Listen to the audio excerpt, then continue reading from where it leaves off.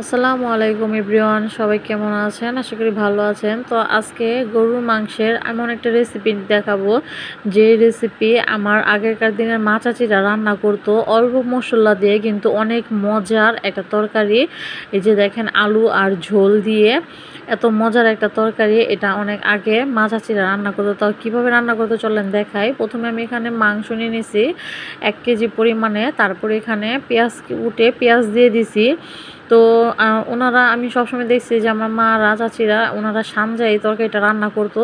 তো এই তো মানে কি দিত সেটাই দেখাচ্ছি আপনাদের। তো এই যে একটু আদা রসুন দিত, তারপরে দিয়ে দিত হলুদের গুঁড়া, তারপরে দিত মরিচের গুঁড়া পরিমাণটা একটু বেশি, তারপরে দিয়ে দিত পর্যাপ্ত লবণ।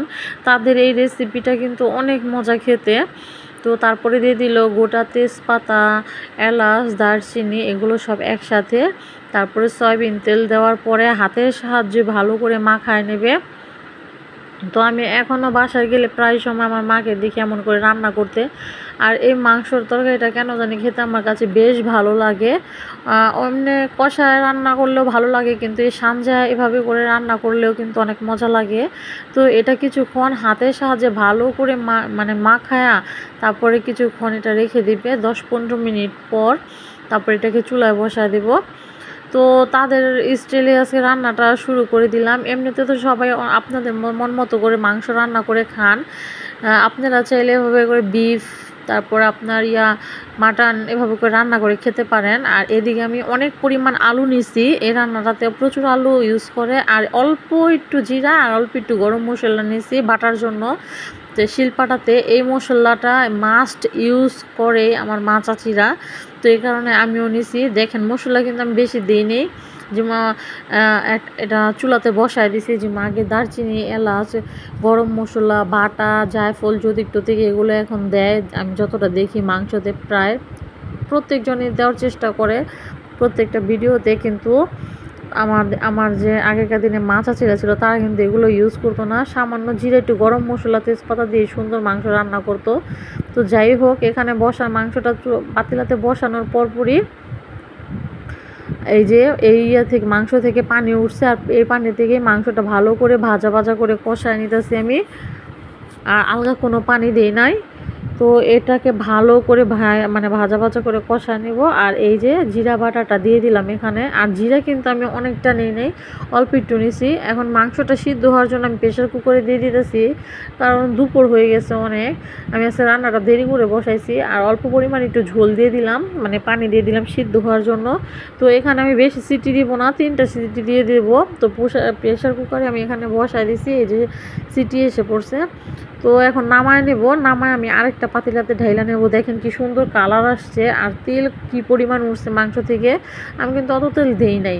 আর আমি আগের পাতিলাটা ইউজ করছি, যে পাতিলাটা আমি মাংস কষাইছিলাম। তো এই তো দেওয়ার পরে মাংসটা সুন্দর সিদ্ধ হয়ে গেছে। এখন এই যে আলুগুলো দিয়ে দেব।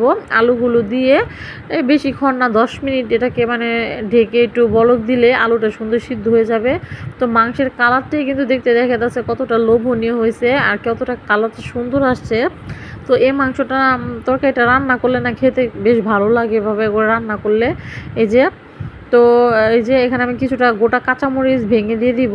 একটা সুন্দর আলাদা কাঁচামরিচের ফ্লেভার আসবে। এটাও দেখছি যে ওনারা এটাও ইউজ করে। আর নামানোর আগে তেলে নয় একটু জিরা গুঁড়া পাউডার দিয়ে দেয়। আর সবচেয়ে বড় কথা, ওনাদের তরকারিটা বেশি মানে ভালো লাগে, ঘন লাগে। কারণ কি জানেন, ওনারা নামানোর আগে আলু আছে না, আলুগুলোকে না খুরচুন দিয়ে একটু ভেঙে দেয়। তাহলে না তরকারিটা একটু ঘনত্বটা সুন্দর আসে। এই কারণেই মনে হয় আমার কাছে যে তাদের তরকারিটা একটু খেতে আমার কাছে বেশ ভালোই লাগে। তো তারা অল্প মশলাতে আগে কত মজা করে তরকারি রান্না করতো। আগে তত মশলার এত চল ছিল না, যাই থাকতো করে তা দিয়েই রান্না করতো। তো তাদের মতো আজকে আমি রান্না করার চেষ্টা করছি। তো যাই হোক, এখন টেলে নেওয়া জিরা গুঁড়া পাউডারটা দিয়ে দিলাম, দিয়ে নামিয়ে নিলাম।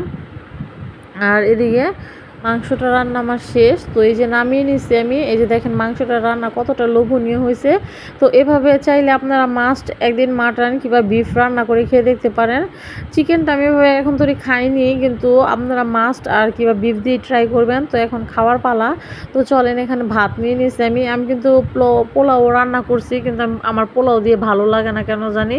আমার ভাতটাই না খুব পছন্দের। তো একটু ঝাল হয়েছে মাংস তরকারিটা। তো এখানে নিয়ে নিলাম, বিসমিল্লাহ রহমানির রহিম মুখে দিয়ে দিলাম। আর তরকারিটা খেতে দারুণ হয়েছে। সাথে আমি নিয়ে নিয়েছি এক টুকরা লেবু আর অল্প ঝোল দিয়ে এক মাংস দিয়ে খেলাম। আজকের ভিডিও পর্যন্ত।